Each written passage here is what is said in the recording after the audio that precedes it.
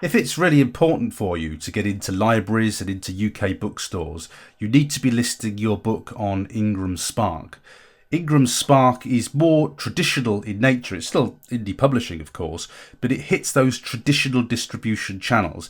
If you go into a bookshop with a paperback that you've produced on CreateSpace, the booksellers are not interested in those books. They want to be able to go to their computer to look up your book, to see that it's got a formal ISBN, which will generally have been given to you by Nielsen in the UK.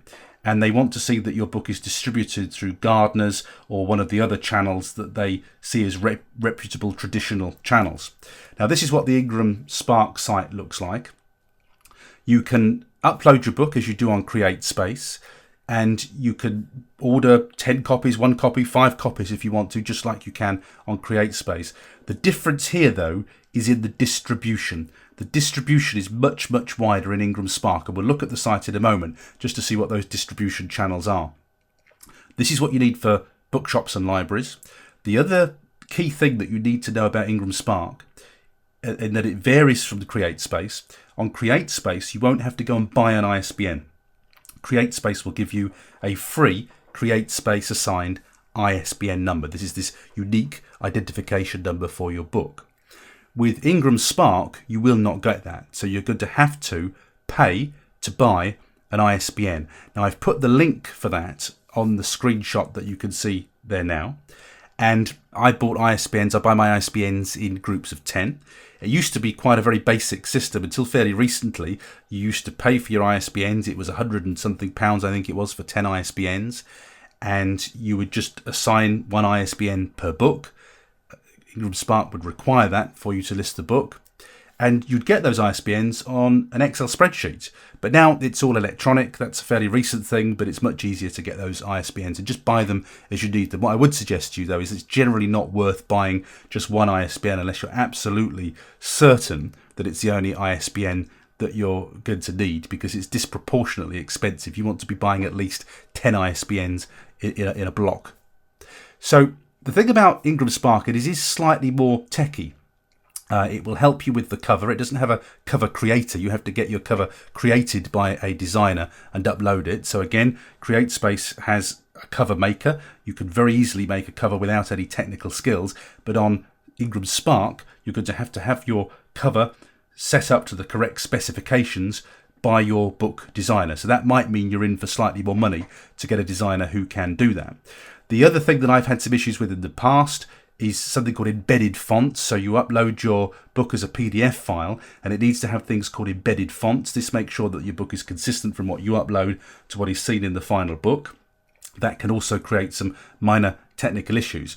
But to be fair to IngramSpark, I think they're really, really improving their author support and education since I started to use them. So you can frankly find all the answers that you need by actually contacting their support units or using their teaching resources. Let's go and take a look at the site itself, and then I can talk you through some of those distribution channels.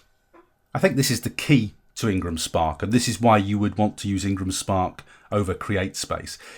If you just have fairly limited ambitions with your paperbacks, you just want to see them on Amazon and you want a few that you can print off to give to your Auntie Mabel and things like that, then CreateSpace is going to be fine for you. But sometimes if you've got wider ambitions, then you're going to need to go for IngramSpark. And by the way, in the way that CreateSpace is free to list, you do get a charge for IngramSpark to get your book approved and through that process. So you are in for slightly more money with IngramSpark, but you're going to get a better quality, more widely accepted book when you use them.